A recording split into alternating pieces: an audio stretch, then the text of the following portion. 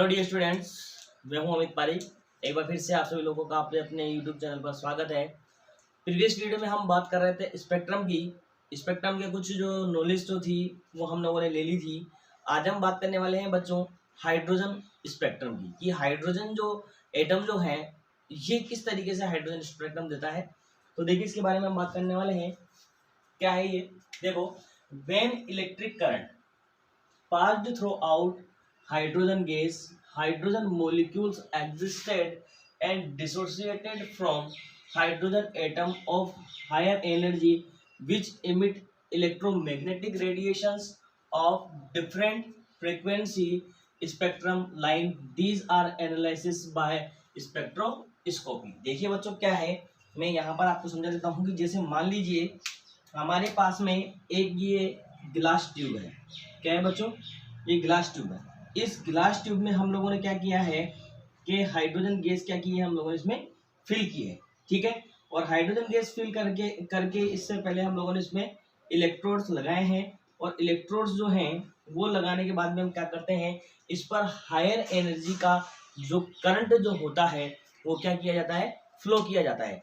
जब इस पर हायर एनर्जी का करंट फ्लो किया जाता है तो यहाँ पर ये हाइड्रोजन जो है ये क्या करती है कि हाइड्रोजन आपके H प्लस और H के अंदर क्या हो जाती है, आप लोगों के टूट जाती है, ये ब्रेक हो जाती है। और इसके ब्रेक होने से क्या होता है कि ये हाइड्रोजन मॉलिक्यूल क्या करता है, एनर्जी को गेन करता है।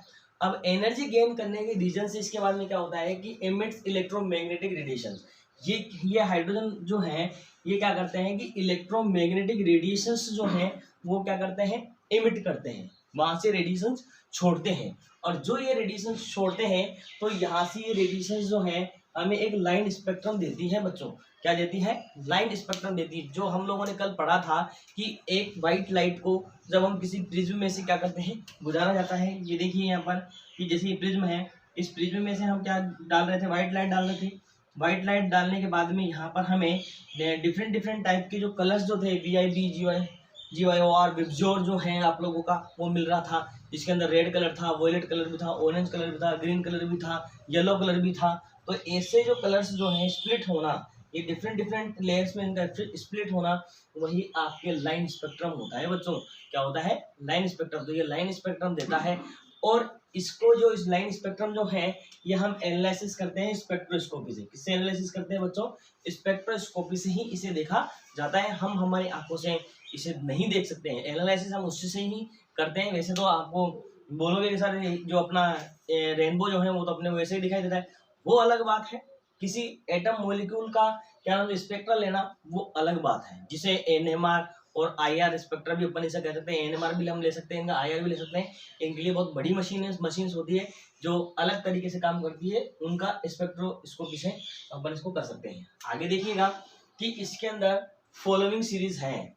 ये जो सीरीज दी हुई है आप लोगों को यहाँ पर डिफरेंट डिफरेंट टाइप की आपके यहाँ सीरीज दी हुई है। अब ये सीरीज क्या है, देखिए बच्चों, अभी हम जो हाइड्रोजन का स्पेक्ट्रम पढ़ेंगे उनमें हम ये सारी सीरीज देखने वाले हैं। कैसे दिखेगी आप लोगों को? देखिए सबसे पहले तो यहाँ पर सीरियल नंबर अपना लिखा हुआ है, सीरीज लिखी हुई है, N1 लिखा हुआ है। आप ध्यान दीजिएगा N1 क्या होगा कि आपके N1 क्या होगा, N2 क्या होगा, ये मैं बताता हूँ कि और स्पेक्ट्रम रीजन जो है वो क्या होगा। ध्यान दीजिएगा कि जैसे बच्चों अपने पास में क्या है कि ये क्या है, न्यूक्लियस है। इस न्यूक्लियस की चारों तरफ क्या होती है, सेल्स होती है। क्या होती है? सेल्स होती है। ठीक है, ये सेल्स। ठीक, और हम और चाहें तो और सेल्स भी इस तरीके से बना सकते हैं। ठीक, मैं कहता हूं कि बच्चों क्या होगा कि एक इनफाइनाइट सेल से कोई इलेक्ट्रॉन आपके फर्स्ट सेल में आता है। कहाँ आता है? फर्स्ट सेल में। और क्या होता है कि आपके second cell, third cell, fourth cell से भी आपके जो इलेक्ट्रॉन्स किस में आते हैं, या मान लीजिए सेकंड सेल से इलेक्ट्रॉन किस में आता है, फर्स्ट सेल में आता है। तो ये जो फर्स्ट हुआ, ये फर्स्ट जहां पर इलेक्ट्रॉन्स आ रहे हैं, जहां पर इनफाइनाइट से कोई एक इलेक्ट्रॉन आ रहा है फर्स्ट सेल में, तो वो क्या कहलाएगा, आपके N1 कहलाता है। वो क्या कहलाता है? N1। अब बामर सीरीज में कहां से आएगा? अब बामर सीरीज में जो आएगा इनफाइनाइट से सेकंड सेल में आएगा। कहाँ आएगा? बामर सीरीज में इनफाइनाइट से सेकंड सेल में आएगा। और फिर इसके बाद में थर्ड सेल से और क्या नाम से फोर्थ सेल से, फिफ्थ सेल से, सिक्स सेल से भी यहाँ पर इलेक्ट्रॉन्स आते हैं। ठीक है। तो देखो थर्ड सेल से आएगा, फोर्थ से आएगा, फिफ्थ से आएगा और सिक्स से भी आएगा। यहाँ पर सेकंड से, थर्ड से, फोर्थ से, फिफ्थ से, सिक्स से और इनफाइनाइट से भी यहाँ पर आते हैं। इसके अंदर थर्ड से था, मैंने बताया था ये फर्स्ट है, ये सेकंड है और ये थर्ड है, ठीक है। थर्ड से आपका एक इलेक्ट्रॉन कहाँ से कहाँ जा रहा है, फर्स्ट सेल में, और सॉरी सेकंड सेल में जा रहा है, ठीक है। और सेकंड सेल का जो इलेक्ट्रॉन जो है, सेकंड सेल का इलेक्ट्रॉन जो है वो किस में जा रहा है, आपके फर्स्ट सेल में, तो वो किसके अंदर आ जाती है आप लोगों की, वो लाइमन सीरीज में आ जाता है। ध्यान दीजिएगा कि ऐसा इलेक्ट्रॉन जो इनफाइनाइट से फर्स्ट सेल में आता है और क्या नाम से second, third, fourth, fifth cell से क्या किस में आता है, आपके फर्स्ट सेल में कोई इलेक्ट्रॉन आता है, तो ऐसी सीरीज जो होती है वो लाइमन सीरीज होती है बच्चों। कौन सी सीरीज होती है, लाइमन सीरीज होती है। और इसमें अल्ट्रावायलेट स्पेक्ट्रम हमें मिलता है, क्या मिलता है, अल्ट्रावायलेट रेडिएशन से बच्चों इसके अंदर अपने आती है। बामर सीरीज में क्या होता है कि बामर सीरीज में आप लोगों को कोई भी एक जो इलेक्ट्रॉन जो है वो इनफाइनाइट से किस में आता है, आपके फर्स्ट सेकंड सेल में आता है बच्चों। इनफाइनाइट से किस में आता है, सेकंड सेल में, थर्ड से सेकंड सेल में, फोर्थ से सेकंड सेल में, फिफ्थ से सेकंड सेल में, सिक्स से सेकंड सेल में आता है। तो ऐसी सीरीज जो है आपके बारहवां सीरीज कहलाती है। ये विजिबल रीजन के अंदर आती है, मतलब इस सीरीज के अंदर जो है हमें दिखाई देता है। हम जो डिफरेंट डिफरेंट कलर देखते हैं या हम देख रहे हैं, अभी आप लोग इसको देख रहे हो, तो ये विजिबिलिटी में आती है। किसमें आती है बच्चों, विजिबिलिटी में आती है। आगे देखिएगा आपके हैं पास्चन सीरीज। क्या है, पास्चन सीरीज। पास्चन सीरीज में क्या होगा कि आपके कोई इनफाइनाइट से इलेक्ट्रॉन किस में आएगा, थर्ड सेल में, फोर्थ से थर्ड में, फिफ्थ से थर्ड में, सिक्स से थर्ड में और सेवन से थर्ड में और इनफाइनाइट से थर्ड में आता है। तो ऐसी सीरीज पास्चन सीरीज कहलाती है। और ये कौन सी आती है, नियर इंफ्रारेड के अंदर आ जाती है बच्चों। किसमें आ जाती है, नियर इंफ्रारेड में आ जाती है। नेक्स्ट आती है ब्रैकेट सीरीज। ये फोर्थ सेल में होता है कि इसके अंदर कोई इलेक्ट्रॉन क्या नाम से है, फिफ्थ से फोर में, सिक्स से फोर में, सेवन से फोर में, एट से फोर में, क्या नाम है, इनफाइनाइट से फोर में आता है। फुंड सीरीज होती है, वो क्या आती है, सिक्स से फाइव में, सेवन से फाइव में, एट से फाइव में, नाइन से फाइव में और इनफाइनाइट से फाइव में जो इलेक्ट्रॉन्स आते हैं ये आपकी फुल सीरीज कहलाती है। और इंफ्रारेड जो सीरीज जो होती है वो सिक्स से सेवन में, एट से सेवन में, सेवन से एट, सिक्स में, एट से सिक्स में, सेवन नाइन से सिक्स में, टेन से सिक्स में और इनफाइनाइट से सिक्स में जो इलेक्ट्रॉन्स आते हैं वो कौन सी सीरीज आती है, इंफ्रारेड सीरीज आ जाती है। और ये क्या नाम से स्पेक्ट्रम रीजन जो इनके यहाँ से ब्रैकेट सीरीज से मिलते हैं, ये फोर इंफ्रारेड मिलते हैं। फार इंफ्रारेड क्या मिलते हैं बच्चों, फार इंफ्रारेड। अब इसके आगे जो आने वाली सीरीज जो है सारी इंफ्रारेड के अंदर आती है। तो ये तो हुई अपने बात सीरीज की। और हाइड्रोजन स्पेक्ट्रम जो कि हाइड्रोजन स्पेक्ट्रम से जो जो सीरीज हमें मिलती है वो यहाँ पे बताया।